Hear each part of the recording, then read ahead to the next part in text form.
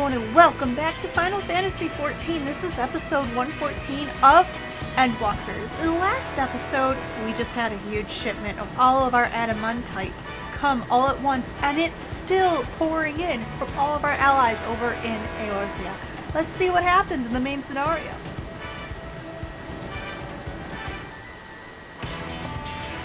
Yes, because you were charged with seeing the shipments from Gridania and Uldar here, along with your own.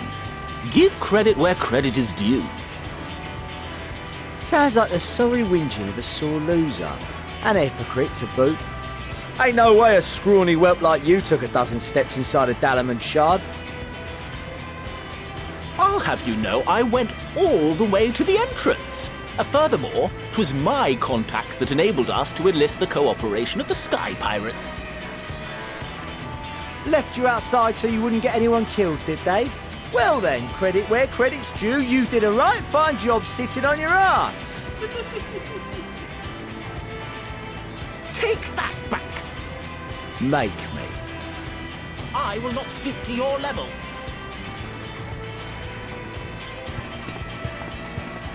My, what a grand welcome party. Hancock and Soroban.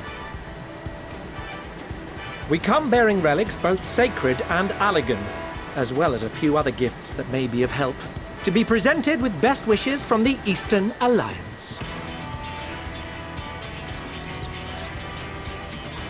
I myself have come with a sacred relic of Rayson Temple. 'Twas passing fortunate that Senri's dango craving brought us to Kugane. We arrived precisely as Hancock was making his arrangements.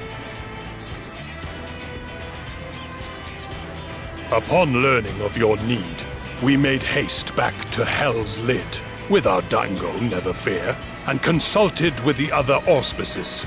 All consented to the lending of Tenzin's legendary Phoenix Blade for this noble cause. Suzaku and Seiryu were nevertheless worried that it might be lost in transit, however, and insisted upon accompanying me to Onokoro, where I had intended to entrust it to our Confederate allies. I thought instead to give it over to Hancock when we chanced to cross paths yet again. But alas, Seiryu remained ill at ease and ordered me see the blade into your hands personally or die trying. We did, of course, need quite the impressive vessel to get it all here in time. Fortunately, our majestic associates have been more than helpful. 'Tis an honor to join the Warrior of Light on another adventure, they tell me.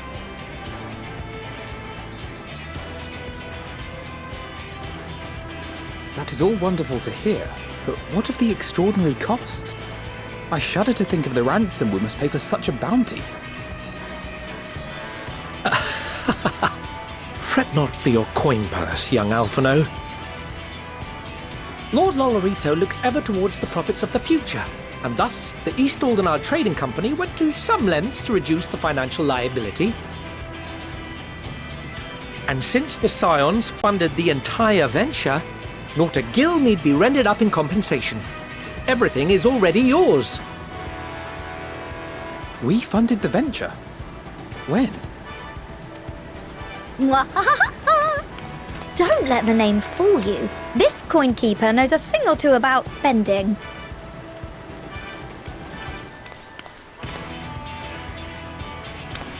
When it comes to capital investiture, a sprinkling of gil here and there will not do. You need enough savings to make waves when it really counts, which is why frugality is paramount.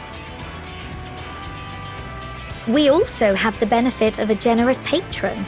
Generous being rather an understatement.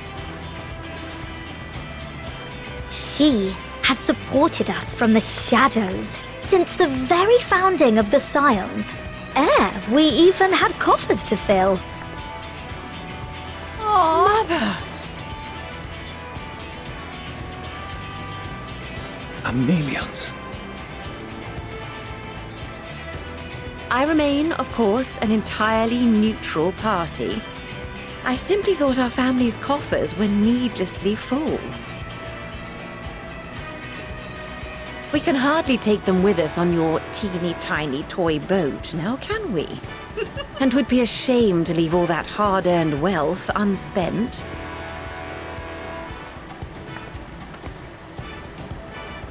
Waste not.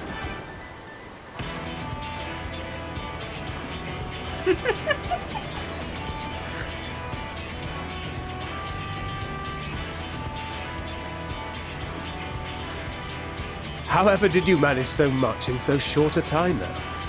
We expected word to reach only a fraction of our allies. Did I not tell you I have my ways?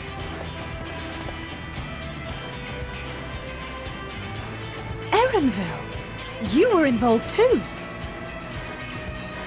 I received a letter from Cryle after we parted ways in Labyrinthos. She explained what the Scions were trying to accomplish, and why you might soon require the services of the Gleaners, spread across the world as we are. I pray you do not interpret this as a betrayal of Charlie. I accept that the Forum's aim in pushing us to our limits was to preserve what knowledge we have, and I bear you no ill will for it. Yet, in collecting that knowledge, what I came to appreciate most about our star is that there remains so much we do not know. That is why I chose to help the Scions, to combat the obliteration of those countless undiscovered wonders. I held no illusions that they would be less demanding taskmasters. Though, rest assured, if I had, I would have been sorely disappointed.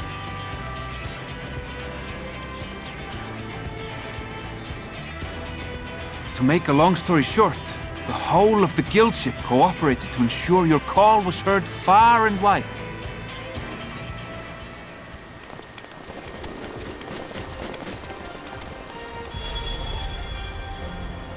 What's this about a ship that can fly to the moon? And why didn't you mention it sooner? The one time you don't beg my aid, your problem's a bloody ship that can fly to the moon. Sid, you brought the team. Of course. Garland Ironworks' finest. You need only point us towards my new favorite ship.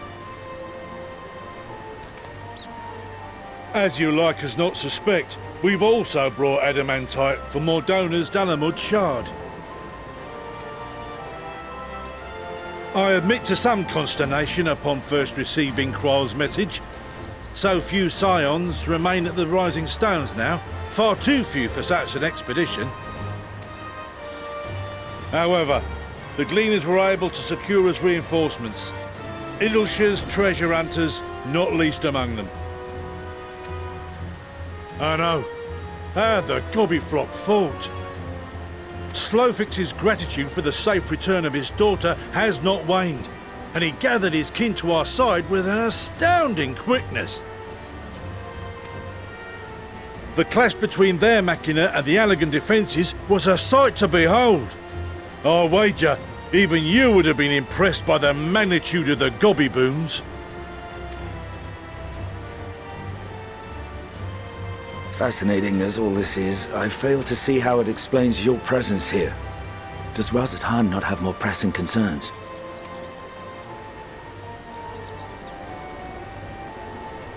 We do. Yet averting the final days would be the most expedient solution. That, and I am indebted to you.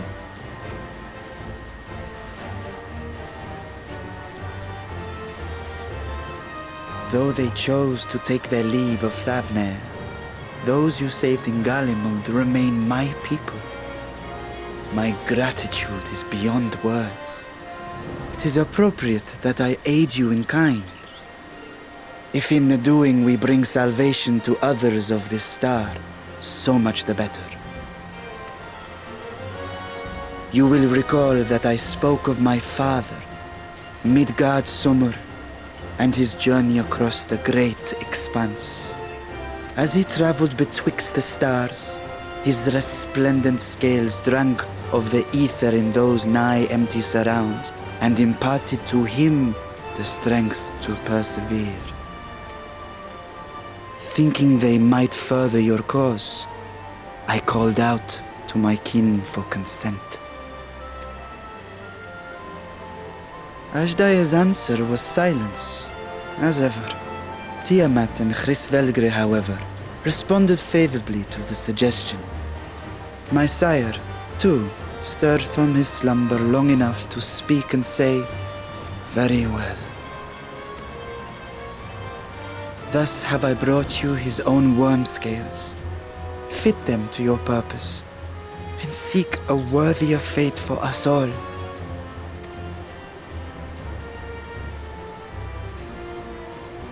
You'd be hard-pressed to find someone else so familiar with the unique properties of dragon scales. So I invited myself along.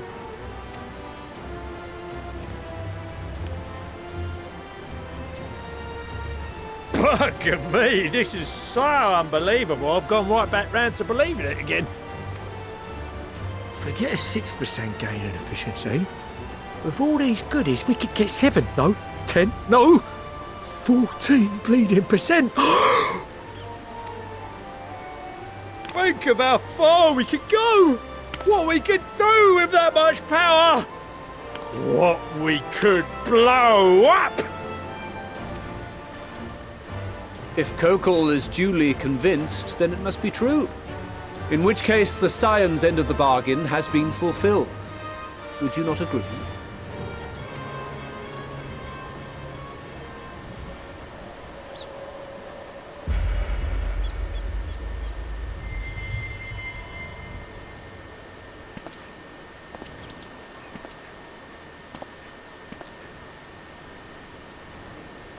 Yes, Father?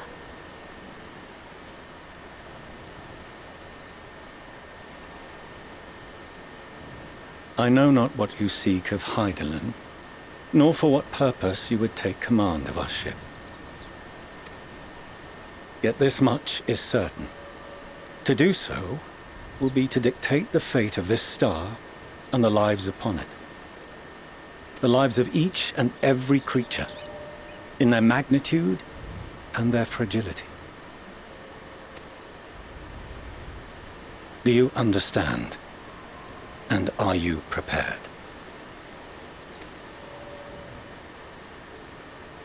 We have seen and we have felt how much each life shapes this world.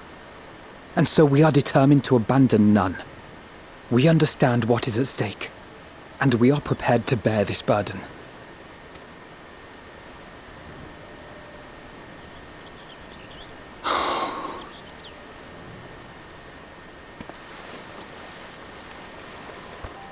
Then I will bear it with you. I beg you, share your struggles with me, as family.